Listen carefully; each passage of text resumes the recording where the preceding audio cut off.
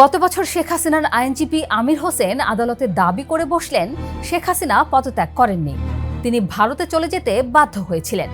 আমির হোসেনের এমন দাবি তখন হালে পানি পায়নি।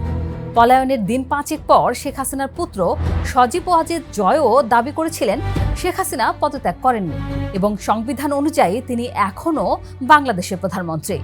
পরে শেখ হাসিনা নিজেও দাবি করেন, পদত্যাগ করি নাই, এখনো আমি বাংলাদেশের প্রধানমন্ত্রী। আমি তো পদত্যাগ করি নাই। আমাদের কনস্টিটিউশনের আর্টিকেল 57 অনুযায়ী যেভাবে পদত্যাগ করতে হয় আমার কিন্তু সেভাবে পদত্যাগ করা হয়নি। আমি কিন্তু এখনো বাংলাদেশের কনস্টিটিউশনাল ইলেক্টেড প্রাইম মিনিস্টার। এর আগে পরে শেখ হাসিনার পদত্যাগ নিয়ে নানা কথা উঠেছে।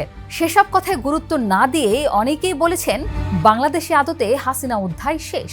তবে এবার দৈনিক মানবজমিনের সম্পাদক মতিউর রহমান চৌধুরী যা বললেন তাতে গুরুত্ব না দিয়ে উপায় নেই। সম্প্রতি অনলাইন প্ল্যাটফর্ম দ্য পোস্টে দেওয়া এক সাক্ষাৎকারে তিনি বললেন শেখ হাসিনা পদত্যাগ করে যেতে চেয়েছিলেন কিন্তু তিনি পারেননি। তবে শেখ হাসিনার পদত্যাগ নিয়ে সবচেয়ে বিস্ফোরক মন্তব্য ছিল বর্তমান রাষ্ট্রপতির।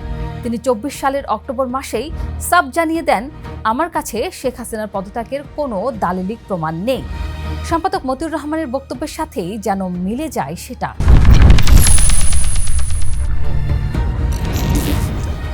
মতিউর রহমান বলেন, শেখ হাসিনা পদত্যাগ করে যেতে চেয়েছিলেন কিন্তু পারেননি।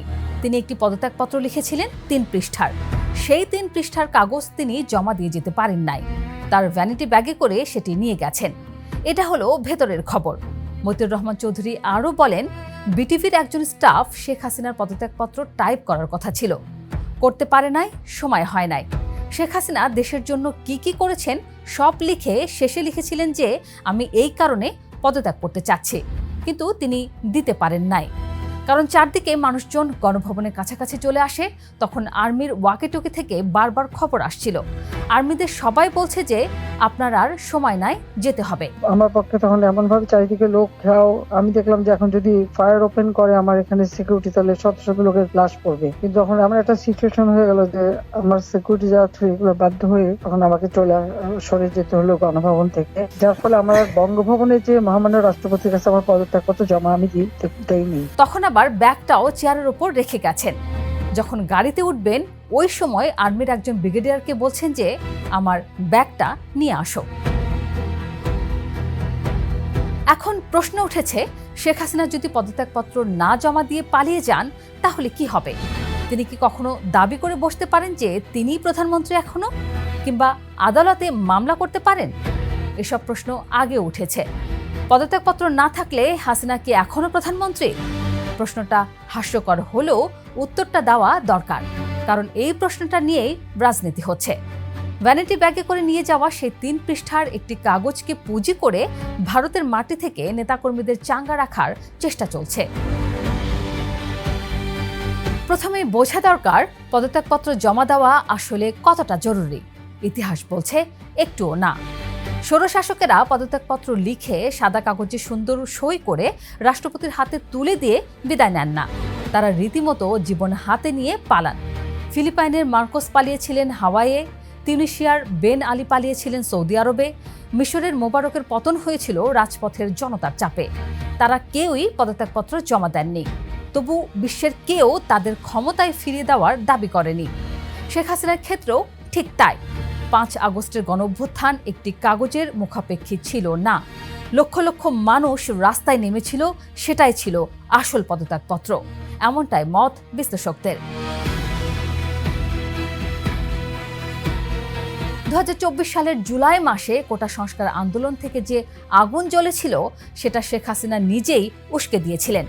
আন্দোলনকারী শিক্ষার্থীদের রাজাকারের বাচ্চা বলে উপহাস করে তিনি যে ঘি ঢেলেছিলেন আগুনে, শিক্ষার্থীদের যারা আন্দোলন করতেছে তাদেরকে রাজাকার হিসেবে অভিহিত করেছে। সেই আগুন শেষ পর্যন্ত গিয়ে লাগে গণভবনে।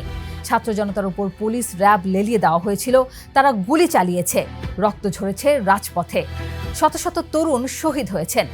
আন্তর্জাতিক অপরাধ ট্রাইব্যুনাল পরে সেই হত্যাকাণ্ডকে মানবতা বিরোধী অপরাধ ও গণহত্যা হিসেবে চিহ্নিত করে শেখ হাসিনাকে মৃত্যুদণ্ড দিয়েছেন। যিনি গণহত্যার আসামি তিনি প্রধানমন্ত্রীত্বের দাবি এমনিতেও করতে পারেন না বলে মত বিশ্লেষকদের। তাহলে শেখ হাসিনা কি নিজেকে প্রধানমন্ত্রী হিসেবে দাবি করে বসতে পারেন? বিশ্লেষকরা বলছেন না। কারণ শেখ হাসিনাকে কোনো ধরনের কু বা অন্য কোনো উপায়ে সরানো হয়নি। তাকে সরিয়েছে দেশের আপামর জনতা, আর জনতাই আইন, জনতার রায় শেষ কথা। শেখ হাসিনার পলায়নের পর ইউনূস আমল শেষ হয়েছে, তারেক রহমান প্রধানমন্ত্রী হয়েছেন, দেশ চলছে নিজের গতিতে। এর মধ্যেই আবার শেখ হাসিনা ইস্যু এসে নতুন উত্তাপ ছড়াচ্ছে। গত 17 মে আওয়ামী লীগের ভার্চুয়াল সভায় শেখ হাসিনা তারেক রহমানের উদ্দেশ্যে বললেন, আমার জন্য জেলখানা, ফাঁসির মঞ্চ রেডি করুন, আমার পাসপোর্ট ফিরিয়ে দিন, আমাকে নিয়ে যেতে বিমান পাঠান। এর জবাবে বিশ্লেষকরা বলছেন, শেখ হাসিনা ক্ষমতায় থাকার সময়ও বাগাড়ম্বর দিয়ে টিকেছিলেন, এখনও সেই বাগাড়ম্বর চালিয়ে যাচ্ছেন। এটা বাস্তবে ফেরার ইঙ্গিত নয়, এটা দলকে বাঁচিয়ে রাখার ফন্দি। তবে বিএনপি সরকারও প্রস্তুত।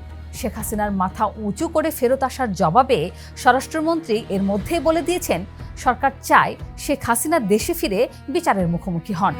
প্রধানমন্ত্রী তথ্য উপদেষ্টা নিশ্চিত করেছেন, দেশে ফিরলে ন্যায় বিচার পাবেন শেখ হাসিনা। এখন দেখার পালা, শেখ হাসিনা আদতে দেশে ফেরেন কিনা।